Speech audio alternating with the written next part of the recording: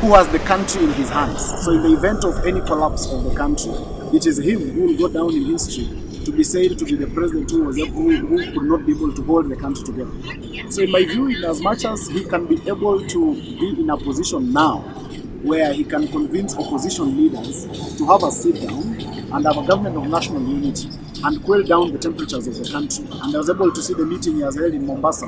I think for the last 3-4 days, you can be able to see the numbers of the people, which just show the reassurance of the people of Mombasa that they now they have retrusted his government. So I think for me, the person who wins is President William Ruto, because at the end of the day, he is the one with the government. He is the one with the mantle from the Kenyans. So anything that serves the interest of Kenyans and anything that calms down the temperatures that have gotten so high is a win. Is a win for the president. I had seen this because all of us must agree that the Gen Z uprising caught everyone off guard.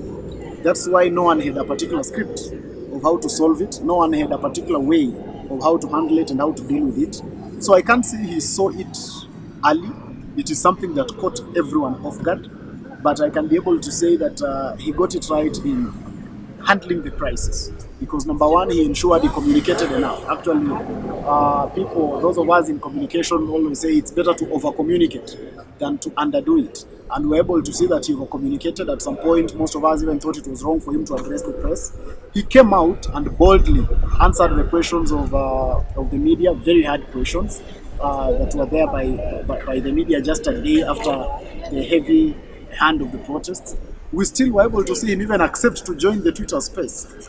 Yeah, regardless of the heat that was on the space and how the young people wanted to address him and all that, he took it up as a leader and was able to still handle it at that level.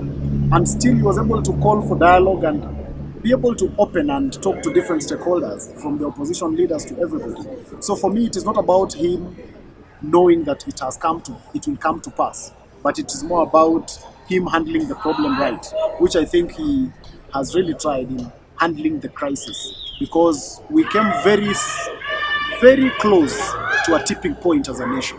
Very, very close to a tipping point. The first time the president asked the young people to come and have a conversation with him in State House, but it's them who told him, we will not come there, you will come to us. And the president obliged, which was, I think, humbling enough for a person of the caliber of the president. He accepted to go where they told him to go. So it was not, in fact, even the airspace that was generated by State House was still collapsed. He joined the one of the people, the airspace of the young people, which was a good thing, because at the end of the day, the president is responsible for Kenyans.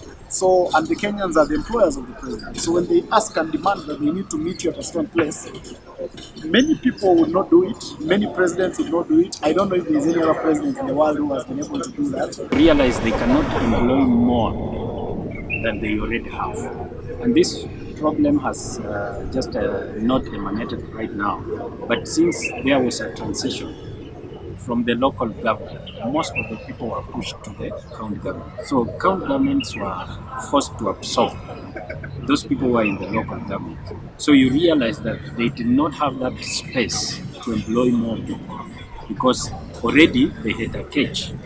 They are not supposed to overshoot and go up to beyond that 5%. But you realize right now, for instance, from the county government that I come from, Goma County, if you check the employment level, you realize they have already overshot that 5%. So that issue of unemployment, I think what we need to focus on, or the government needs to focus on, is creating more chances.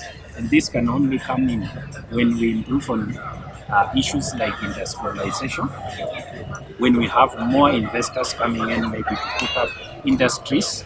That's when you can have more youths employed. African countries are countries that have had challenges.